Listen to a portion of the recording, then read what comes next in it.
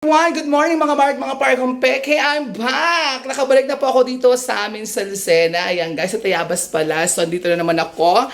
So, pagkasama na naman tayo mga Mart, mga Parkong Peke sa ating pong pagbabulag at ating pong pagla-live. So, dito guys, ang daming linisin, ang daming dumi-dumi ng bahay namin. Siyempre, isang buwan po ako.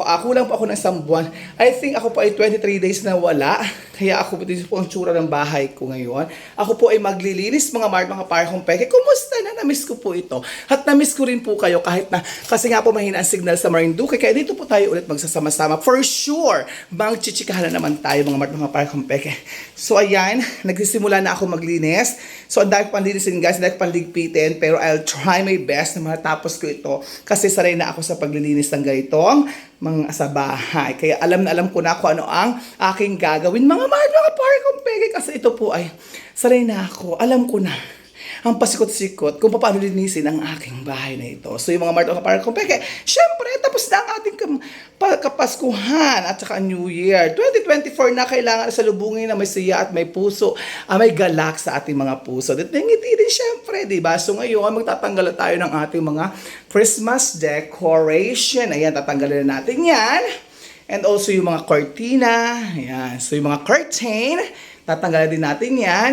And also yung mga throw pillow, yung cover ng throw pillow, natanggal ko na. Labada-labada naman. And also yung mga cover ng mga tables, and also yung cover ng ref, katanggalin din natin lahat yan. And lalaban natin maybe tomorrow kasi tomorrow is January 8, start na po ng pagpasok ng aking mga chikiting. Kaya ngayon pa lang, sana matapos na ako kasi asikasuhin ko naman po guys yung kanilang mga uniform. Although, malinis naman po guys yung uniform ng mga anak ko. Kaya nga lang, syempre, hindi ko na plancha yon. So, sana matapos ako bago maghapon, bago dumating ang tanghali, or bago matapos po ang tanghali, ay ako po ay matapos na. So, yung mga Parkong Peke, tsamahan ninyo ako. Tayo po ay maglilinis at ba tayo ay abutin naman ng init at tanghali at hapon hindi pa tayo tapos, di ba? So, yung mga Parkong Peke, dyan muna kayo at ako muna ay maglilinis. So, bye for now!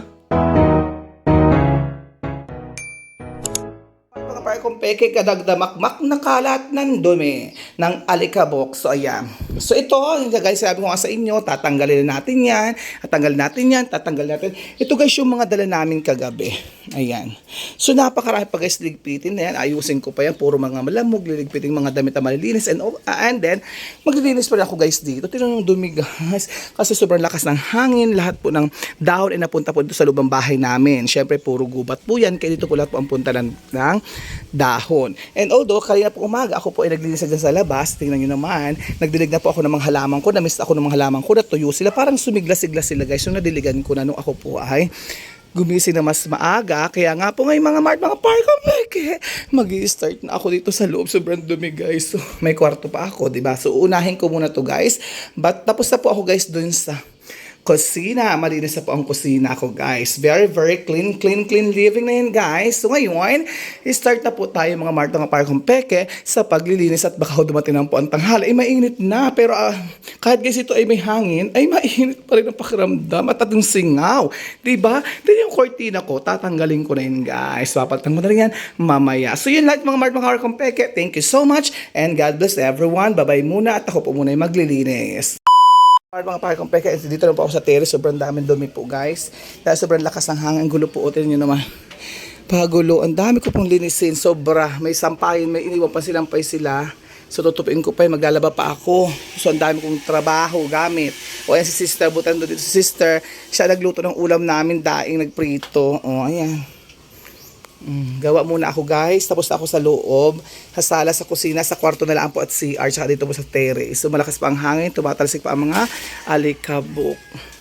So yan, sarap buhay si sister, diba? Ang ganda ng kanyang pajama. Peke, tatapos na rin po ako maglinis ng bahay. So ngayon mga Mart, mga Parkong Peke, ako naman po ngayon ay magtutupi po ng aking mga nilabhan po kanina. So habang po ako diba naglilinis, ako po ay naglalaba ng mga aking pong mga dala-dala namin maraming mga maruming damit, and also yung aking pong matanggal na kortina and kobrekama, punda, lahat po na kung ano yung tinanggal ko po ay nilabhan ko na po, diba? So ngayon, ngayong araw po guys na hapon na, ay ngayon kailangan naman po natin tupi. So yun lang mga Martang Parkong Peke. Thank you so much. God bless everyone. At salamat po sa akin sa panonood po niyo. At salamat po sa pagsuporta sa akin sa akin pong lahat po ng social media accounts. So yun lang mga Martang Parkong Peke. Thank you so much. God bless everyone. And see you again my next vlog. Bye-bye.